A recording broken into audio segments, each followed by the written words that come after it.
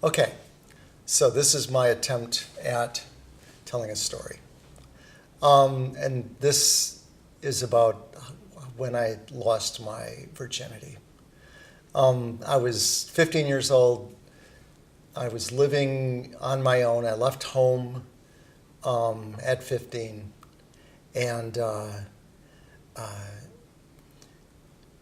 was working at both the girls' dorm, which is another story, on the weekends, but then I was working at night at a gas station where I would change oil and pump gas. And so I went in one Saturday morning.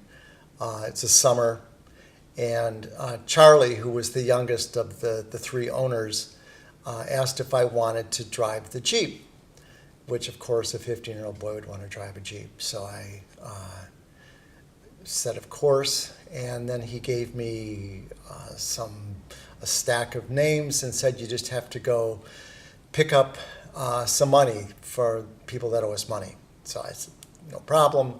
And it wasn't until I went to the corner, took a left, got about half a block down, and when I pulled up, I realized I was at a woman's apartment named Kay. Now, Kay was probably 31 at the time, blonde. She was everything that a 15-year-old boy would want. She's blonde, beautiful.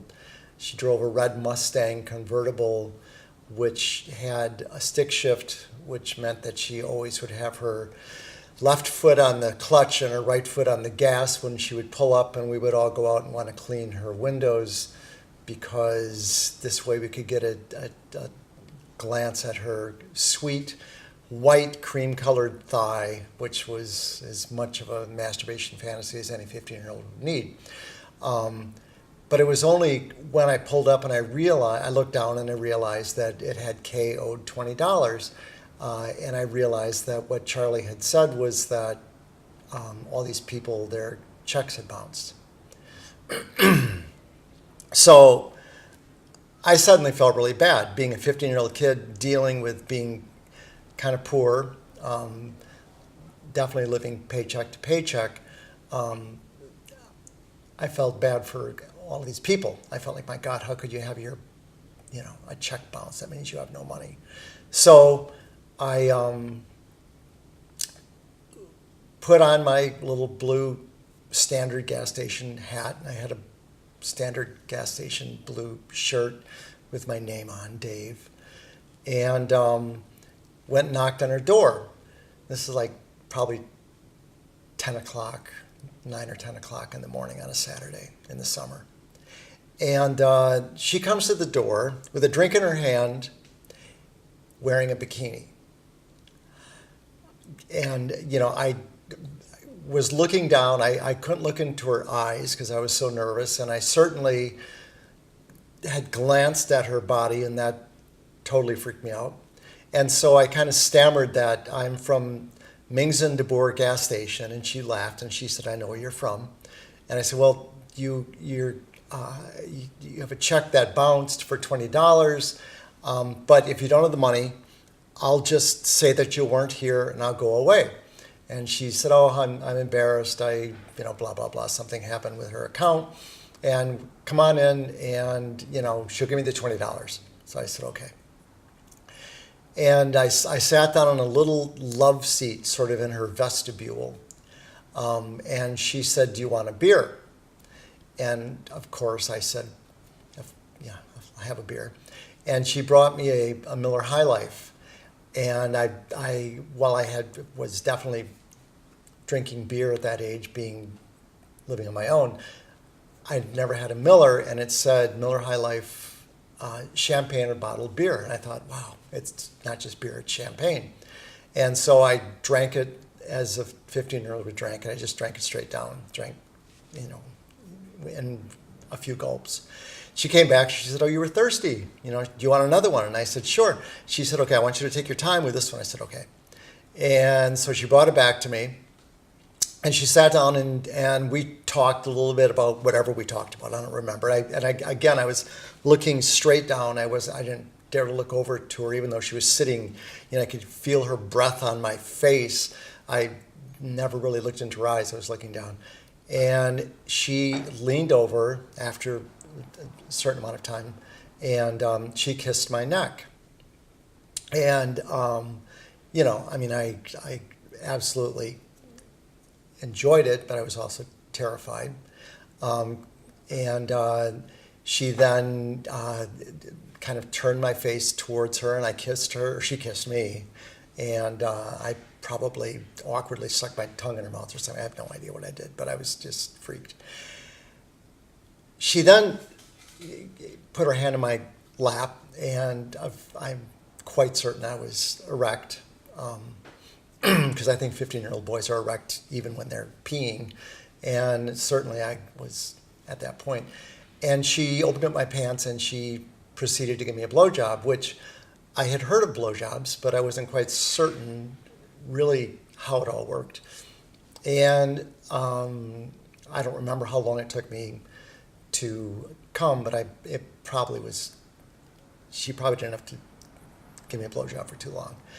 And she came up from doing that, and she was smiling, and I think, and I apologized. I said, I'm sorry, I didn't, and she said, no, it's fine. And she tried to kiss me, and I wouldn't kiss her because I was well aware of where her mouth had just been. And so I, had my mouth like that. And she said, so you're a virgin, aren't you? And I said, no. And she said, so you've had sex with a woman? And I was like, well, yeah, kind of, which I think it meant that I probably touched a girl's breast at that point. But I was a virgin. And so she said, I'm going to take you to, she says, come with me. And we walked I remember her opening up these Dutch double doors, these large, heavy sliding doors. And there was a bedroom. And all this light was coming in. And she told me to take my clothes off. And I did. And she was pretty much naked anyway, except for her bikini. And she told me, she said, I'm going to teach you how to please a woman. And it's very important for you to realize that all women are different. And she went into her whole spiel. And she said, what's really important is that you just need to pay attention to how a woman is responding to whatever it is that you're doing. And we proceeded to me, going down on her and chomping at her like a mad dog, and her saying, calm down, this is what you have to do. And we made love for a while, a couple of hours. And I ended up falling asleep, as she, after I don't know how many times that we had done things. And I woke up, and the first thing I realized is that the light had changed in the room. It was really a lot darker. And I was like, oh shit, I'm still working. I have the Jeep. And so I quickly threw my clothes on, and I said, I have to go. And she said, okay, see you. And she never even got out of bed. I jumped in the car, went a half a block down to the light, turned right, went another half a block down, turned into the gas station, and all three owners were there, Boyd, Bill, and Charlie. And I pulled up and walked into the place, and Charlie was livid. The other two were not even talking. And they thought I had gone to the beach, because I lived in a beach community in Michigan, and they thought that I had gone to the beach and tried to pick up girls or whatever. So what I did was I very probably with more detail than I probably needed to do, told them exactly what had happened, and that it had happened with Kay and all of that. And as I'm telling them this, and I'm sure I'm fired, and remember I'm 15 and it's my only, I had a weekend job, but I was otherwise, this is how I paid my rent. And I remember crying, or not, I wasn't sobbing, but I had tears coming down my face. And I was sure I was fired. And then at some point, I saw Bill and Boyd, the older guys, turn around, and their shoulders were moving, and I had no idea what was going on. I was trying to explain myself, and at one point they start howling, and then Charlie, and then they said, "You had sex with Kay, and Kay told you how to do this, and then you did that." And I was like, "Yeah, yeah." And at that point, a car came in, and it was saying ding, ding, ding, ding, and the cars come in to let you know that someone's there. They said, "Go, aren't you going to go get the car?" And I said, "Do I still work here?" And they said, "Yes." So I went out, got it, and when I came back, they said, "By the way, did you get the check?" And I was like, "No, I forgot. Should I go get it?" And they said, "No way." So fast forward to many years later, 20 years later, and I returned to Michigan with my girlfriend, Kelly. And I had told her the story about how I'd lost my virginity, but she was always like, he might have exaggerated or whatever, because it just was too kind of like crazy a story.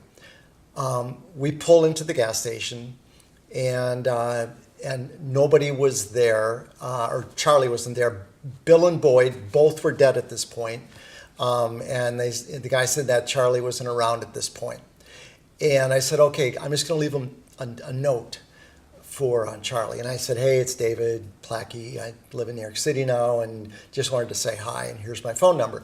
And the kid, being a kid, I hand him the note, I fold it, and I hand him the note. He opens it up and reads it. It's like, yeah, whatever. And he said, "Oh my God, you're David Plackey." And I was thinking he maybe knew my sisters or something. And he said, "Man, you're a legend here. You were the guy that was with the girl with the red Mustang." And I said, "Yeah, I guess, and went out to the car, and he's talking on the phone, and he's like very excited, and Kelly said, "What's going on?" And I said, "I swear to God, this is not a lie. I'm a legend at this fucking gas station here. I'm famous somewhere."